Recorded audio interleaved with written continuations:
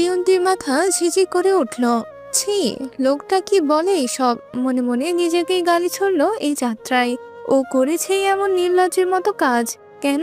ওভাবে ওকে ঝুঁকি মারতে গিয়েছিস তখন, নির্লজ্জ মেয়ে কোথাকার। এরপর ভাবলো এরকম একটা নির্লজ্জ লোক আশেপাশে ঘুরঘুর করলে তো ও তো নির্লজ্জ হবেই। ঠিক তখনই টুং শব্দে কেঁপে উঠল ফোনটা। আপনি চাইলে এখনো ডাবল বেডের অ্যারেঞ্জ করা যায়, কিন্তু করবো নাকি? প্রিয়ন্তী ফোনটা বুকে চেপে ধরলো।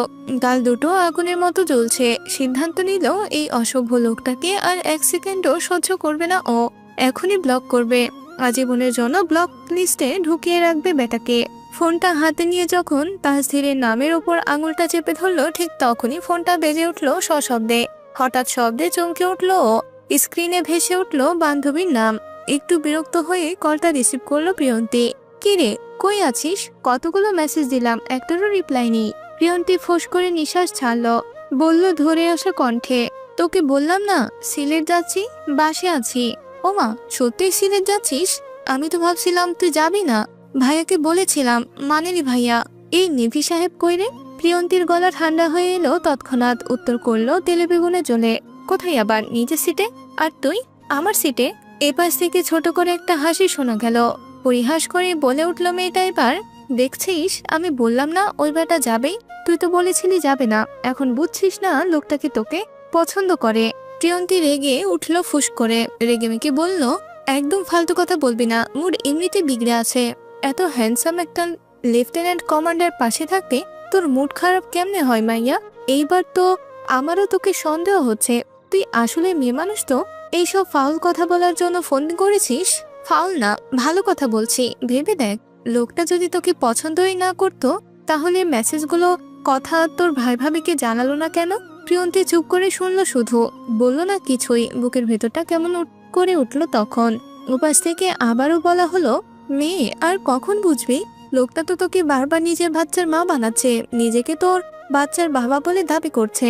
এত হিন্টের পরেও তোর মাথায় ঢুকছে না? এরপর থেমে আবারও বলতে লাগলো, উনি কি রাস্তাঘাটের ফালতু ছেলেদের মতো হাতে একটা গোলাপ এনে তোকে সবার সামনে সরাসরি প্রপোজ করবে গাধি? উনি একজন লেফটেন্যান্ট কমান্ডার। ওনার ভাষা, স্টাইল সবই আলাদা। তবুও তো কতভাবে তোকে বোঝাচ্ছে। থাম ভাই, চুপ যা প্লিজ। রেগে গিয়ে প্রিয়ন্তী ফোনটা কেটে দিল। বালিশের পাশে ছুঁড়ে ফেললো ফোনটা। বুক ধরফর করছে যে কেমন যেন। রাগ, লজ্জা, অস্বস্তি সবটা মিলে মাথাটা ঝিমঝিম করছে বলা চলে। অথচ রাগের আড়ালেও ঠোঁটের কোণে একটা অদ্ভুত লাজুক হাসি ফুটে উঠল নিমিষে। কিছুক্ষণ পর আবার ফোনটা হাতে নিল। মেসেঞ্জার খুললো। তাসধীরের প্রোফাইলের পিকচারে ঢুকলো। ছবিটা জুম করলো। ভালো করে তাকালো।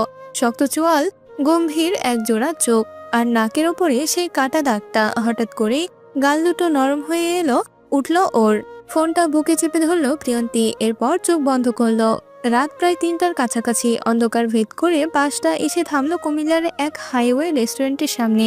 হঠাৎ থামার ঝাঁকুনিতে অনেকেই নড়ে উঠলো ঘুমের ঘোরে। ড্রাইভারের গলা শোনা গেল তখনই। 30 মিনিট ব্রেক। বাসের ভেতরে হালকা গুঞ্জন শুরু হলো। কেউ নামছে হাত মুখ ধোয়ার জন্য, কেউ আবার ক্ষুধার তাড়নায় খাবার নিতে নামছে। পাভেল আর মিতালিও উঠে দাঁড়ালো। নামার আগে একবার প্রিয়ন্তীকে দেখে গেল দুজনেই। মেয়েটা চুপচাপ শুয়ে আছে, চোখ বন্ধ, কোনো নড়াচড়া নেই। মিতালির মনে হলো ঘুমিয়ে পড়েছে হয়তো, তাই আর ডিস্টার্ব না করে দুজনেই নেমে গেল। মিনিট দুয়েক পরে ঠক ঠক শব্দ হলো পাশে। শব্দটা ওর সিটের পাশে কাঠের পার্টিশনে হলো। প্রথমে পাত্তা দিল না প্রিয়ন্তী, কিন্তু শব্দটা থামার যেন নাম নেই। যতক্ষণ না ও সাড়া দিচ্ছে শব্দটা বেরিয়ে যাচ্ছে। চোখ মুখ খিচে ঘাপটি মেরে শুয়ে রইল প্রিয়ন্তী। বান্ধবীর কথার পর তো আরো বেশি লোকটার মুখোমুখি হওয়া যাবে না ওকে। তবে লোকটা বোধহয় পণ করেই রেখেছে ওকে ওঠানোর। যাই তো ডেকে উঠলো রাশভারী স্বরে। 1 মিনিট আগেও ফেসবুকে অ্যাক্টিভ থাকা মানুষটা মিনিটের মধ্যে কিভাবে এমন গভীর ঘুমে তলিয়ে গেল মিস প্রিয়ন্তী? এই গতিতে তো এখন দেখছি আপনার কাছ থেকে ঘুমানোর ট্রেনিং নিতে হবে। সমুদ্রের লাইফ সংকটে দেখলে নিশ্চিন্তে মিনিটেই এভাবে গভীর ঘুমে তলিয়ে যাব না। সত্যি সত্যি 1 মিনিটে ঘুমানোর কোর্সটা কমপ্লিট করতেই হবে আপনার কাছ থেকে। বলুন বলুন, সিক্রেটটা আমাদের সাথেও শেয়ার করুন। বিনিময়ে যা চাইবেন তাই পাবেন, কিন্তু এই অপরচুনিটি হাতছাড়া কইরেন না miss blue half moon. 1 minute আগেও ফেসবুকে অ্যাক্টিভ থাকা মানুষটা মিনিটের মধ্যেই কিভাবে এমন গভীর ঘুমে তলিয়ে গেল মিস প্রিয়ন্তী? এই গতিতে তো এখন দেখছি আপনার কাছ থেকে ঘুমানোর ট্রেনিং নিতে হবে। সমুদ্রের লাইভ সংকটে দেখলে নিশ্চিন্তে মিনিটের এভাবে ঘুমিয়ে তলিয়ে যাব, না সত্যি সত্যি 1 মিনিটে ঘুমানোর কোর্সটা কমপ্লিট করতে হবে আপনার কাছ থেকে? বলুন বলুন, সিক্রেটটা আমাদের সাথেও শেয়ার করুন, বিনিময়ে যা চাইবেন তাই পাবেন। কিন্তু এই অপরচুনিটি হাতছাড়া কইরেন না মিস ব্লু হাফমুন। প্রিয়ন্তী নড়ে চড়ে উঠল। মূলত প্রিয়ন্তীর ঘুম আসছিল না দেখে এতক্ষণ শুয়ে শুয়ে ফেসবুক ইনস্টায় ঘুরঘুর করে রিলস দেখছিল ও। ওর ভাই ভাবি ডাকতেই তো ফট করে ঘুমের ভান ধরে পড়েছিল। 1 মিনিট আগেও তো মেসেঞ্জারে ছিল, তার মানে লোকটাও এতক্ষণ অনলাইনে ছিল, নোটিফিকেশনেই তো দেখে ফেলেছে। এরই মাঝে শব্দটা আবার এলো। প্রিয়ন্তী বুঝলো লোকটা ওকে না উঠিয়ে ছাড়বে না। বিরক্তিতে উঠে বসলো ও। ওড়নাটা গায়ে ভালো করে জড়িয়ে নিল গায়ে। বেডের পর্দা সামান্য সরিয়ে উকি দিতেই চোখে পড়ল তাসধীরকে। লোকটা ভাবলেশীন ভাবে দাঁড়িয়ে তখনও। প্রিয়ন্তী নিচু গলায় বলল, কি চাই, কি সমস্যা? তাসধীর স্বাভাবিক টোনে বলল, চাই তো অনেক কিছুই মিস প্রিয়ন্তী, দিচ্ছেন আর কোথায়? অবুঝের মতো মাথা ঝাঁকিয়ে জিজ্ঞেস করলো প্রিয়ন্তী। মানে? রেস্টুরেন্টে ব্রেক দিয়েছে, ক্ষুধা লাগেনি আপনার? খাবেন না?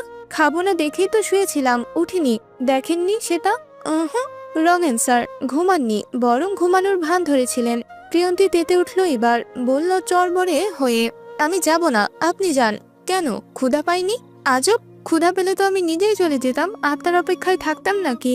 হয়তো সেজন্যই বসেছিলেন, মুখ ফুটে বলতে পারছেন না। আমার ডাকার অপেক্ষাতেই ছিলেন তাই না? এজন্যই বুঝি আপনার ভাই ভাবি ডাকার পরেও উঠেননি? প্রিয়ন্তীর মন চাচ্ছে নিজের মাথা নিজেই ফাটাতে, নয়তো কখন জানি এই লোকটার মাথা না আবার ফাটিয়ে দেয়।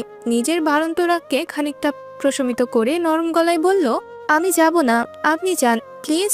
তাসধীর ভ্রু কুচকালো, জানতে চেয়ে বলল, কেন যাবেন না? ব্রেক তো 30 মিনিটের, হালকা কিছু খেয়ে নিলে ভালো লাগবে না? ক্ষুধা লাগেনি আমার, এখন না লাগলেও নামলে লাগবে, যেতে যেতে আরো অনেকটা সময় লাগবে। রাতেও তো কিছু খেয়ে আসেননি, পরে দেখা যাবে শরীর খারাপ করে বিছানায় পড়ে থাকবেন। আপনার জন্য আমাদের ঘোড়ার স্বাদ মাটি হবে তখন। তাসধীর খুব সিরিয়াস টোনে বলল কতগুলো। প্রিয়ন্তী মুখ ঘুরিয়ে নিল, ভাবলো এ কোন লোকের পাল্লায় পড়েছে ও? কোত্থেকে কোথায় চলে গেল এই লোক? দাঁতে দাঁত খিচে বলল প্রিয়ন্তী, আপনারা তো ভাবতে হবে না আমাকে নিয়ে, আমার না খেয়ে থাকারও অভ্যাস আছে, সো কিছু হবে না আমার। আমি না ভাবলে আর কি ভাববে বলুন? বাচ্চার বাবাকেই তো বাচ্চার মাকে নিয়ে ভাবতে হয়, এটাই তো নিয়ম। প্রিয়ন্তী অবাক হয়ে তাকালো, ফুসফুস করে শ্বাস ছাড়লো সাপের মতো। ওনাটা মাথায় চেপে খিটখিটে মেজাজে আওড়ালো, সরুন, নামতে দিন। নামতে পারবেন তো? না, কোলে করে নামাতে হবে, পারবেন? যদিও কখনো কোনো মেয়েকে কোলে নিইনি, তবে চাইলে অ্যান্ড আপনার কোনো আপত্তি না থাকলে নিতে পারি। আপনি তো আর আমার পর কেউ না। প্রিয়ন্তী রেগে মেগে গজগজ করতে করতেই একা একা নামলো। তাসধীর সরে দাঁড়ালো, ঠোঁট চেপে ধরে হাসলো অল্প। প্রিয়ন্তী ফসফস করতে করতে বেরোলো বাইরে। রেস্টুরেন্টে ঢুকেই প্রিয়ন্তীর চোখে পড়ল পাভেল আর মিতালিতে। দুজনেই টেবিলের পাশে দাঁড়িয়ে খাবারের মেনু দেখছিল। প্রিয়ন্তীকে দেখে মিতালি চমকে উঠল, বলল, আরে প্রিয়ন্তী, কখন উঠলে? আমরা তো ডেকে এলাম, তখন উঠোনি কেন? প্রিয়ন্তী কিছু বলার আগেই পেছন থেকে তাসধীর হাঁক ছাড়ল, পেটের ভেতরে ইঁদুর দৌড়ালে কি কেউ ঘুমাতে পারে নাকি মিতালি? তাসধীরের কণ্ঠ চিনতে 1 সেকেন্ডও লাগলো না প্রিয়ন্তীর। মিতালি হেসে ফেলল।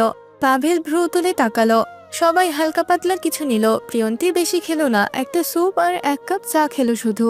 খাওয়ার সময়ও ওর চোখ বারবার আশেপাশে তাকাচ্ছিল। লোকটাকে আর দেখেনি প্রিয়ন্তী। ওকে জোর করে ডেকে এনে নিজেই উঠাও। খাওয়া শেষে প্রিয়ন্তীকে জিজ্ঞেস করলো পাভেল, আর কিছু খাবি? একটা দই হলে ভালো হয়। পাভেল ওয়েটারকে ডেকে বলল সেটা আনতে। ছেলেটা কাছে গিয়ে সেটা জানালো, সরি স্যার, ওইটা এখন স্টক আউট। প্রিয়ন্তীর মুখটা সঙ্গে সঙ্গে ভার হয়ে গেল। কিছু না বলে উঠে দাঁড়িয়ে বাইরে চলে গেল। বাসে উঠে নিজের সিটে গিয়ে বসে পড়ল, ওনাটা গায়ে জড়িয়ে। 2-1 মিনিট পর আবারও একই বেগে শব্দ হলো সেখানে। প্রিয়ন্তী চোখ না খুলেই বুঝলো কে দাঁড়িয়ে আছে, তবুও দেখেও না দেখার ভান করলো। লোকটা ডেকে উঠলো আকস্মিক, মিস ব্লু হাফমুন। প্রিয়ন্তী উঠে বসলো আবারও। রেগেমেগে পর্দা সরিয়ে উকি দিল। কিছু বলতেই যাবে অমনি ওর মুখের সামনে লোকটা কিছু একটা এনে ধরলো, বলল, নিন। প্রিয়ন্তী অবাক হয়ে তাকালো, বলল, এটা আপনি কোথায় পেলেন? তাসধীর একেবারে স্বাভাবিক ভঙ্গিতে বলল, পাশের দোকান থেকে ছিনতাই করে এনেছি। কিডন্যাপ ছিনতাই করা ছাড়া আর কিছু পারেন? আপনার প্রফেশনে তো এইসব নেই। তাসধীর প্যাকেটটা ওর হাতে দিয়ে বলল, তাহলে ধরে নিন কমান্ডারের ক্ষমতা ব্যবহার করেছি। প্রিয়ন্তী আর কিছু বলল না। প্যাকেটটা হাতে নিয়ে মুচকি হেসে ফেলল। বুকের ভেতর অজানা এক ভালো লাগার সৃষ্টি হলো। লোকটার উপর বিরক্তি থাকা সত্ত্বেও মনটা ফুরফুরে হয়ে উঠল। মানতে হবে মানুষটা যতটা অসভ্য তার চেয়ে একটু বেশি যত্নশীল। ড্রাইভারের পাশে বসে একটা সিগারেট ধরালো তাসজির। গাড়ি ছেড়েছে মিনিট 10 হবে। জানালার বাইরে রাতের অন্ধকার ধীরে ধীরে পিছিয়ে যাচ্ছে। ভেতরে নরম হলুদ আলোয় ফোন স্ক্রল করতে করতে ধোয়ার পাণ্ডুলি ছাড়ছে সে। পাশে বসা ড্রাইভার খুব মনোযোগে গাড়ি চালাচ্ছে। এই বেলায় হঠাৎ ড্রাইভারের ফোন বেজে উঠল। ড্রাইভার কল রিসিভ করতেই তাসজির লক্ষ্য করলো লোকটার কণ্ঠস্বর কেঁপে উঠেছে ক্রমান্বয়ে। কপাল বেয়ে টপটপ করে ঘামও ঝরছে এসি থেকে, এসির নিচে থেকেও। সিগারেট টানতে টানতেই সেটা লক্ষ্য করলো তাসজির। বুঝলো কিছু একটা ঠিক নেই। জিজ্ঞেস করলো আকস্মিক, ইজ এনিথিং রং? ড্রাইভার প্রথমে কিছু বলল না। স্টিয়ারিং শক্ত করে চেপে ধরে রইল চুপচাপ। কয়েক সেকেন্ড পরই ভেতরের ভয়টা আর চেপে রাখতে পারল না। অস্ফুট গলায় প্রত্যুত্তর করলো, জি ভাই। কি হয়েছে? আসলে ভাই আমি তাড়াতাড়ি যাওয়ার জন্য শর্টকাট রাস্তায় ঢুকেছিলাম। এই মাত্র খবর এলো এই রাস্তায় নাকি ডাকাতের দল ওৎ পেতে আছে। তাসজির ভ্রু কুঁচকে তাকালো। ধোয়ার ফাঁক দিয়ে তাকিয়ে শান্ত গলায় বলল, তা এতে এত ঘাবড়ানোর কি আছে? ড্রাইভার যেন প্রশ্নটাই বুঝতে পারল না। বোকা বোকা চোখে তাকিয়ে বলল, জি ভাই। তাসজির আবারও বলল, এত ভয় পাওয়ার কি আছে? Be normal. ভাই আমি এই লাইনে আমি নতুন, এরকম অভিজ্ঞতা আমার আগে কখনো হয়নি। তাসজির কিছুক্ষণ চুপ করে রইল। তারপর জ্বলন্ত সিগারেটটা ফেলে পায়ের নিচে পিষে বলল, আপনি সরে বসুন, আমাকে স্টিয়ারিং দিন। ড্রাইভার অবিশ্বাসের চোখে তাকালো, কাপা গলায় আওড়ালো, জি ভাই। আপনি কি ইয়ার্কি করছেন নাকি? তাসজির চুপচাপ নিজের পকেট থেকে একটা কার্ড বের করলো, তুলে ধরলো লোকটার সামনে। ড্রাইভারের চোখের সামনেই ধরতেই লোকটার চোখ দুটো গোল গোল হয়ে গেল বিস্ময়ে। আশ্চর্য হলো, আর একটু ভালো করে লক্ষ্য করলো কার্ডটা। লোকটা বিশ্বাসই করতে পারছে না তার পাশে বসে আছে স্বয়ং একজন নেভির লেফটেন্যান্ট কমান্ডার। অগত্যা স্যার বলে মুখে ফেনা তুলল। এখন এসব বাদ দিন, সরে গিয়ে বসুন আর নিশ্চিন্ত থাকুন। ড্রাইভার তাড়াতাড়ি উঠে দাঁড়ালো, তাড়াহুড়ায় গিয়ে সরে বসলো পাশের সিটে। বারবার ঘুরে তাকাচ্ছে তার সঙ্গে বসে থাকা মানবের পানে। তারপর আবার থেমে বলল, স্যার আপনি চালাতে পারবেন তো? তাসজির স্টিয়ারিং এ হাত রেখে হালকা হেসে বলল, ড্রাইভার সাহেব আকাশের প্লেন ছাড়া বাকি সবকিছু চালানোর অভিজ্ঞতাই আছে এই তাসজির সিদ্দিক আজানের। সো বি রিল্যাক্স, ওকে? এই অসময়েও বেচারা ড্রাইভার ঘামতে ঘামতেও মুখ ফসকে বলে ফেলল, তো ওটাও বাকি রেখেছেন কেন স্যার? সময়ের অভাবে। একবার ট্রাইও করেছিলাম, বাট প্রপারলি হ্যান্ডেল করতে পারিনি আর কি। এইবার সেটাও শিখে নিব ভাবছি। বউকে নিয়ে হেলিকপ্টার ট্যুর দেওয়ার ছোটখাটো একটা ইচ্ছে আছে। দক্ষ হাতে বাসের স্টিয়ারিং সামলে সামনে ছুটছে তাসজির। চারপাশে ঘন ঘন অন্ধকার জঙ্গল পেছনে ফেলে এগোচ্ছে সামনে। হেডলাইটের আলোয় মাঝে মাঝে গাছের ডালপালা ছুটে ছুটে পেছনে পিলিয়ে যাচ্ছে। হঠাৎ করে অদূরে চোখ পড়ল ওর। রাস্তায় দাঁড়িয়ে আছে এক বোরখা পরা মেয়ে। দু হাত তুলে বাস থামানোর ইশারা করছে। কেউ দেখলে ভাববে হয়তো এই মাঝ রাস্তায় বিপদে পড়েছে মেয়েটা, সাহায্য করবে নির্ঘাত। ড্রাইভার তাকে ডেকে বলল বাসটা থামাতে, মেয়েটাকে সাহায্য করতে। তাসজির চুপচাপ শুনল শুধু। জিভ দিয়ে গালের ভেতরটা ঠেসে একটু কটমট করে বলল মনে মনে, টু অবভিয়াস। বলেই সে বাসের গতি আরো বাড়ালো।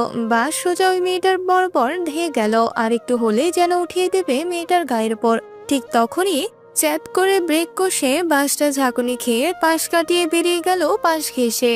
পর মুহূর্তে জঙ্গল থেকে ঝাঁকে ঝাঁকে বেরিয়ে এলো কয়েকজন কালো পোশাকের লোক। কারো হাতে বন্দুক, কারো হাতে বড় বড় দা। ঠাস ঠাস ঠাস করে গুলি ছুড়লো একত্রে সকলে। বাসের পেছনের দিকের কাচের কয়েকটা গুলি এসে লাগলো। কাজ শূন্য বিচূর্ণ হয়ে ছিটকে পড়লো কিছুটা, কিন্তু বাস থামলো না। তাসজির দাঁতে চেপে ধরে গতি আরো বাড়ালো।